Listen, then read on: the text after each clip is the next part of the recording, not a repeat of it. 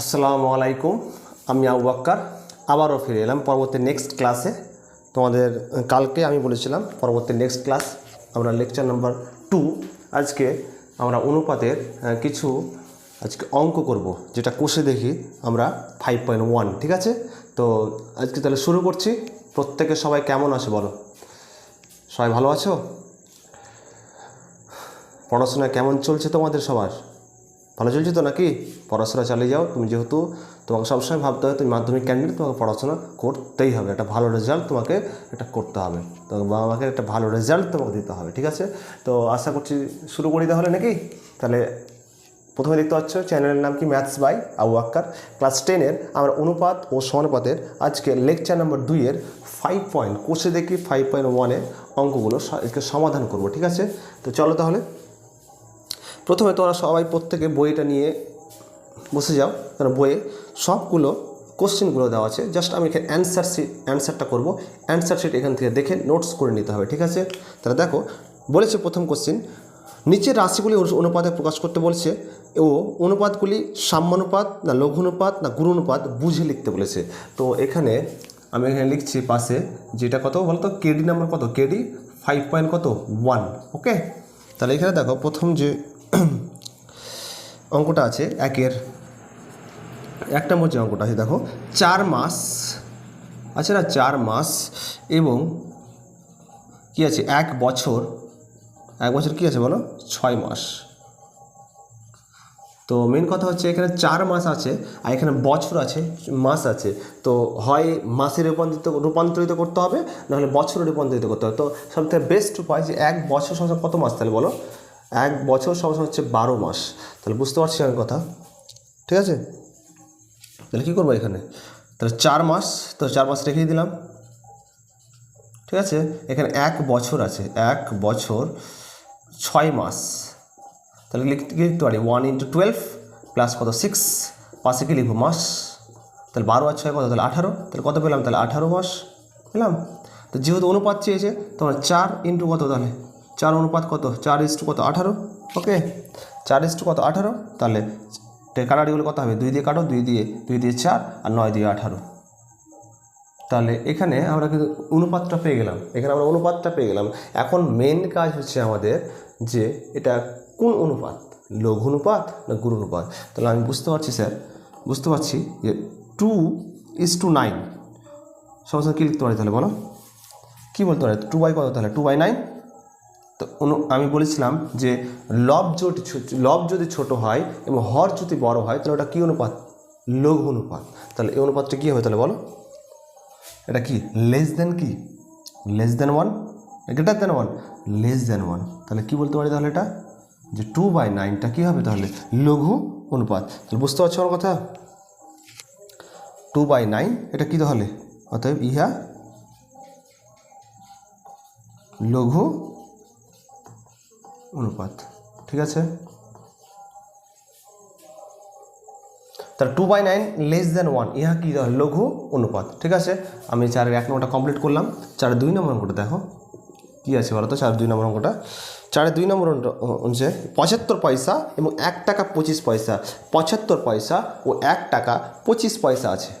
তাহলে কী করব, 75 পয়সা 1 টাকা 25 পয়সা, তাহলে 1 টাকা 25 পয়সাকে পয়সাতে রূপান্তরিত করা যাবে। দেখো এখানে বলে 75 পয়সা বলেছে, 75 পয়সা কী বলেছে বলো তো। তো এটা ঠিক আছে, আর 1 টাকা কী আছে, 1 টাকা 25 পয়সা আছে। তাহলে কী করবো, এটা 1 টাকা মানে কি 1 × 100 প্লাস কত 25, এককে নিয়ে এলাম, তাহলে 25 পয়সা। তাহলে কত হবে, তাহলে বলো 100 কত 25 পয়সা করলাম। তো এবার কি অনুপাত করি, তাহলে 75 কত, তাহলে 125। তাহলে 75 বাই আকারে লিখতে পারি তো নাকি। 75 কত 125, কী দিয়ে কাটো, 25 দিয়ে কাটো, 3 × 25 75 আর 5 বাজে কত 125। তাহলে 3/, কত পেলাম 5। বুঝতে পারছো আমার কথা, তা 3/5 পেলাম, বা এখানে কী পেলাম 3:5। 3:, অনুপাত আমি কিন্তু পেয়ে গেলাম। এখন বলেছি এটা কি বলেছে, লঘু অনুপাত না গুণ অনুপাত। তাহলে যেহেতু বুঝতে পারছি স্যার এখানে যে 3:5 মানে 3/5, অবশ্যই এটা কি লেস দেন 1, যেহেতু লবটা ছোট হরটা বড়। তো ইহা কি, তাহলে তাই ইহা কি, তাহলে বলতে পারি ইহা লঘু অনুপাত।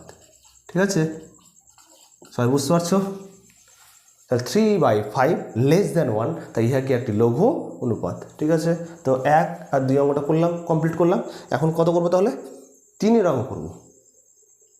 3 নম্বর যে অঙ্কটা কী আছে দেখো সবাই, অবশ্যই প্রত্যেকে নোটস করে নিতে হবে। ঠিক আছে, তো চলো তাহলে 3 নম্বর অঙ্কটা দেখি কী আছে, কি বলেছে। 3 নম্বর অঙ্কটা দেখো,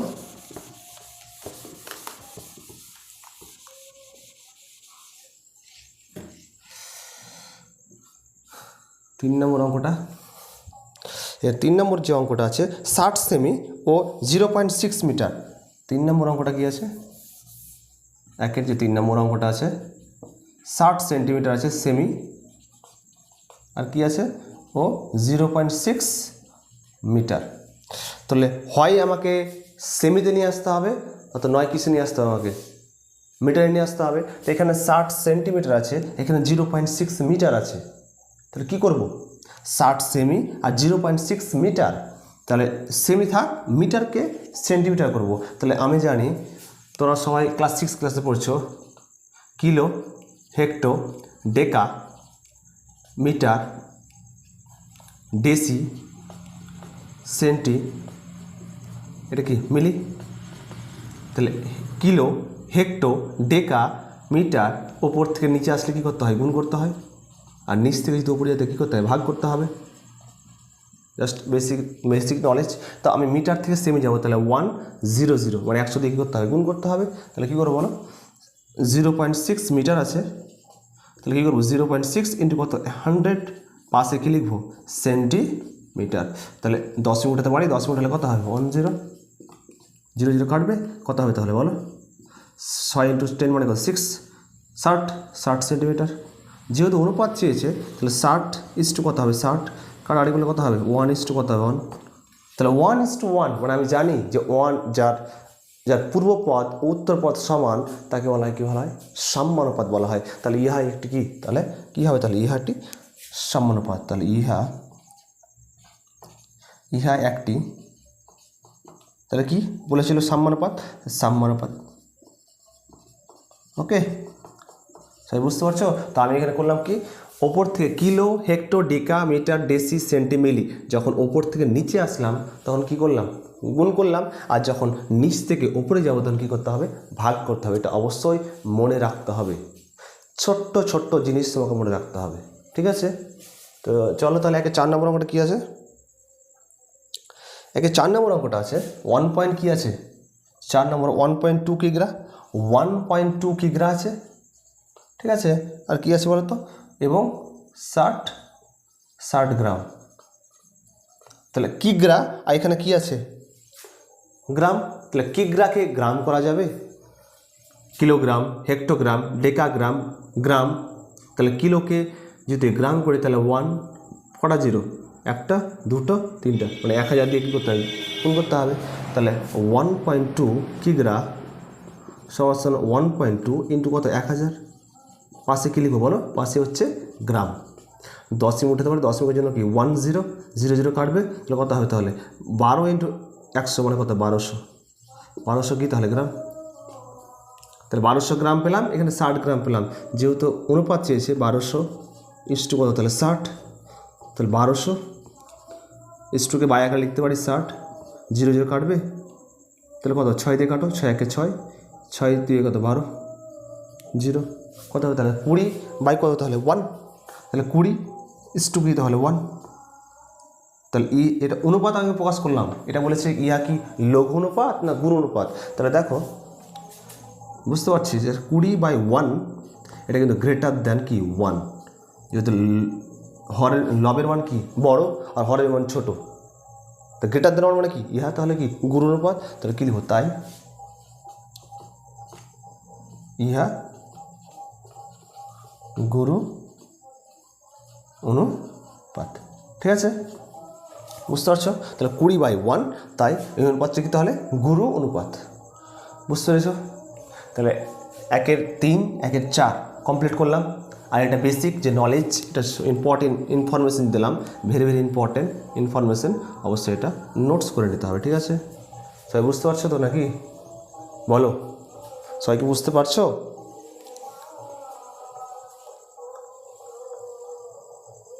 এবার আমরা 1 3 1 4 করলাম, এবার 2 এরগুলো করি। তাহলে বলেছে এখানে দেখো, অবশ্যই নোটস করবে। তার পরবর্তী নেক্সট অঙ্ক আমি করছি, এটা খুব কাজে লাগবে, এটা খুব কাজে লাগবে, পাশে রেখেই দিচ্ছি আমি, ঠিক আছে? পাশে রেখেই দিলাম আমি এটা। বলেছে এখানে, বলেছে যে পি কিগ্রা আর কিউ গ্রাম, 2-এর 1 নম্বর যে কোশ্চেনটা বলেছে পি কিগ্রা এবং কিউ গ্রাম অনুপাতটি বলছে, কিউ গ্রাম এর অনুপাতটি বলছে, অনুপাতটি লেখো। পি কিগ্রা আছে, কিগ্রাকে বলো হয় গ্রামে রূপান্তরিত করতে হবে, তো কিলোগ্রামে, দুটোকেই একই এককে নিয়ে আসতে হবে। তাহলে আমাকে দেখো কিগ্রাকে কি গ্রাম করা যায় বলো তো? আমি জানি স্যার কিগ্রা কিলো, হেক্টোগ্রাম, ডেকাগ্রাম, গ্রাম, তাহলে 1000 দিয়ে গুণ, তাহলে পি ইন্টু, তাহলে কত হবে পি ইন্টু 1000, তাহলে কত হবে 1000 পি পেলাম। এত কি পেলাম? গ্রাম।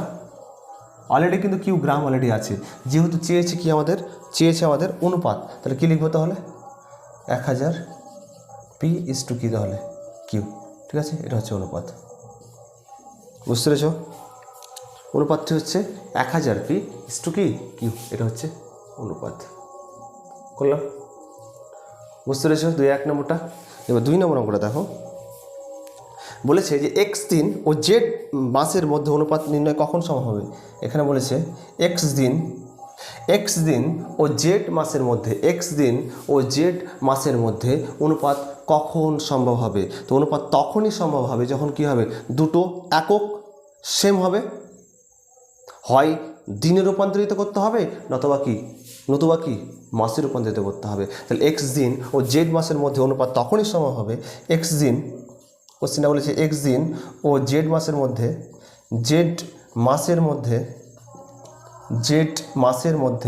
অনুপাত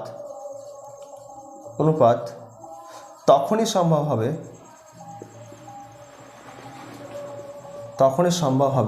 যখন কি হবে বলো তো? যখন দুটি একক কি হবে, যখন দুটি এককই সমান হবে। বলেছে এক্স দিন ও জেড মাসের মধ্যে বলেছিল যে অনুপাতটা কখন নির্ণয় করা কখন সম্ভব, এটা কোশ্চেনটা বলেছিল। তাহলে আমি বললাম স্যার এক্স দিন ও জেড মাসের মধ্যে অনুপাত তখনই সম্ভব হবে যখন দুটি একক কী হবে, সমান হবে, হয় অর্থাৎ দুটি রাশির একক, অর্থাৎ লিখবো এখানে, অর্থাৎ দুটি রাশির একক কী হবে, অথবা হয় দিনে অথবা মাসে কি করতে হবে, রূপান্তরিত করতে হবে, এটাই বলেছিল। বলছি এক্স দিন ও জেড মাসের মধ্যে অনুপাত তখনই সম্ভব হবে যখন দুটি এককই কী হবে, সমান হবে, অর্থাৎ দুটি রাশির একক হয় দিনে অথবা মাসে রূপান্তরিত করতে হবে, ঠিক আছে? এর কোশ্চেনটা বলেছিল 2 নম্বর কোশ্চেন। 3 নম্বর কোশ্চেন কি বলেছে? বলেছে একটি অনুপাত ও তার ব্যস্ত অনুপাতে মিশ্র অনুপাত কী হবে? ভালো করে দেখো, হয়ে গেছে আশা করি। সবাই অবশ্যই নোটস করবে। 2-1 নম্বরটা কমপ্লিট, 2 নম্বরটা কমপ্লিট হলো। বলেছে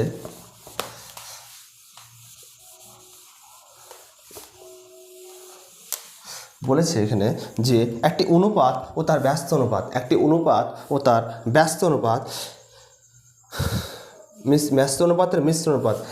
আমি ধরলাম, ধরো A:B ধরলাম, এর ব্যস্ত অনুপাত কী বলো? এর ব্যস্ত অনুপাত অবশ্যই B:A। বলেছে ব্যস্ত অনুপাতের মিশ্র অনুপাত, তো ব্যস্ত অনুপাতের মিশ্র অনুপাত কী হলো? ব্যস্ত অনুপাতের বলেছে মিশ্র অনুপাত, তাহলে কত হবে A:B, মিশ্র অনুপাত A:B, যেটা যৌগিক অনুপাত, আর B ইন্টু কি A মানে AB, তাহলে কত হবে 1:1, এটা কী হবে তাহলে অবশ্যই কী হবে সাম্যানুপাত হবে। আমি জানি যে যার পূর্ব পদ আর উত্তর পদ সমান হবে, তো সেটা কী তাহলে সাম্যানুপাত। আমরা কিন্তু প্রথম বেসিক যে নলেজটা করেছিলাম সেটা কিন্তু দিয়েছিলাম, ঠিক আছে। তাহলে দেখো AB/কি AB, তো কী লিখবো একটি অনুপাত ও তার ব্যস্ত অনুপাতের মিশ্র অনুপাত। তাহলে কী লিখবো বলো 3 নম্বর যে অ্যান্সার, জাস্ট আমি এটা জাস্ট বুঝিয়ে দিলাম। তাহলে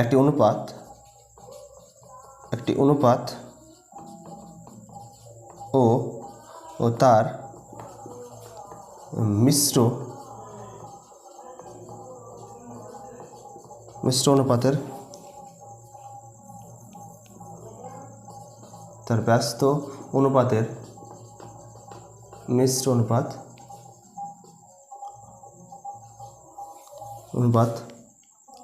সাম্যানুপাত হবে।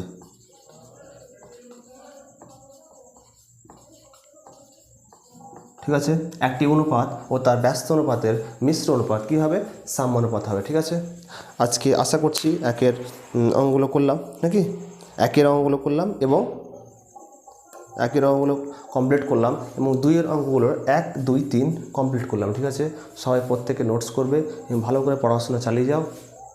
আমি প্রতিটা অঙ্ক নোটস আকারে এবং প্রতিটা অঙ্ক বুঝিয়ে দেবো এবং তোমাদের খুব উপকার হবে। ঠিক আছে, তোমরা শুধু একটা লক্ষ্য স্থির রাখো, একটা ফোকাস ঠিক রাখো, প্র্যাকটিস করে যাও, একদম এগিয়ে যাবে। ঠিক আছে, তো আশা করি ভিডিওটি যদি ভালো লেগে থাকে অবশ্যই একটা লাইক করতে হবে, শেয়ার অ্যান্ড কমেন্টস এবং সাবস্ক্রাইব তো অবশ্যই চাই তোমাদের কাছ থেকে। ঠিক আছে, তো অবশ্যই চ্যানেলের নাম মনে রাখতে হয় ম্যাথস বাই কি আবু বাক্কার। ঠিক আছে, লেকচার নম্বর 2 আমি কিন্তু একের অঙ্ক করলাম 4টা আর 2-এর করলাম 1, 2, 3।